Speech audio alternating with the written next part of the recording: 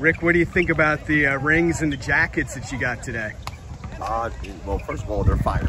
I mean, they're beautiful pieces. I think I now have a closet full of jackets. So we're going to need to find a new space in our house for the jackets. But no, you know, it's a testament to all their hard work. You know, these young men, the rings, I think, represent, you know, symbolically just a piece of everything that we stand for. So, you know, they're going to be wearing it proudly the next couple days. You mentioned hard work, and it doesn't seem to matter who you play. I know for 4 quarters, every second, every minute, even if your team may not be necessarily as talented as another team, I will never question the effort. It's max effort. So my question is, how do you get to that level? Because a lot of teams are talented. A lot of good players in the state, a lot of good teams in the state. They're not winning state titles. But your style and the effort they give, how have you developed that type of culture?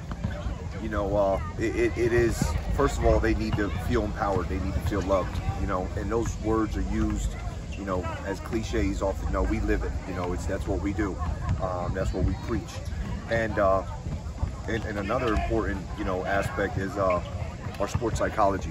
You know, it takes us to another place, you know, that we couldn't get otherwise. You know, we learn to work with the emotion.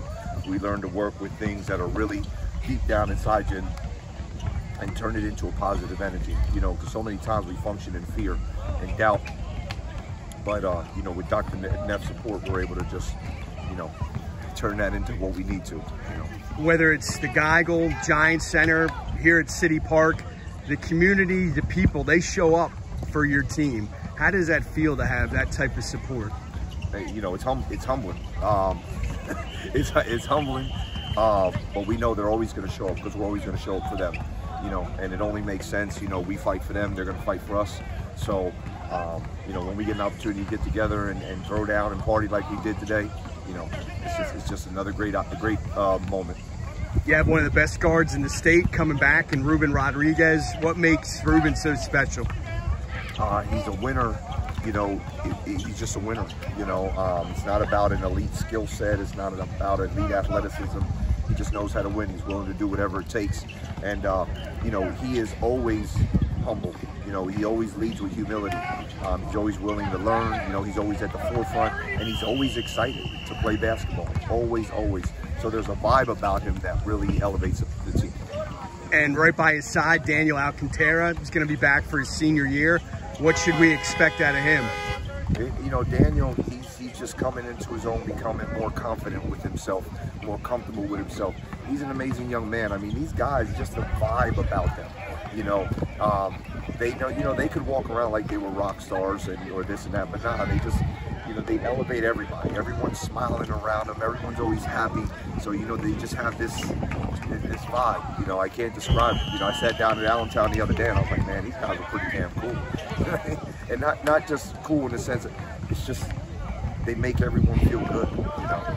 Tell me about your bond with Coach Flowers. Obviously, he's moving on, now the head coach at Muhlenberg, but I know you guys have a real special relationship. Yeah, you know, I was happy to see him go, you know what I mean? Because I know what the skill set he possesses, you know, and I think it's very important that we, you know, continue to spread our message to others. You know, now he's out of Muhlenberg, he's spreading that message. You know, our other brothers in Daniel Boone, you know, spreading the message.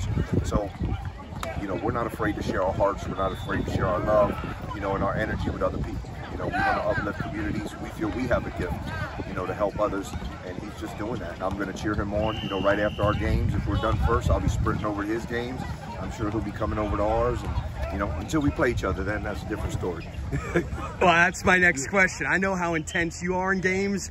I know how intense he was in those JV games. Sometimes I thought I was watching a drill sergeant instead of a coach. What's that Muhlenberg-Reading matchup going to be next season? Well, it'll be, we're going to go at each other. I mean, the refs are going to have a hard time.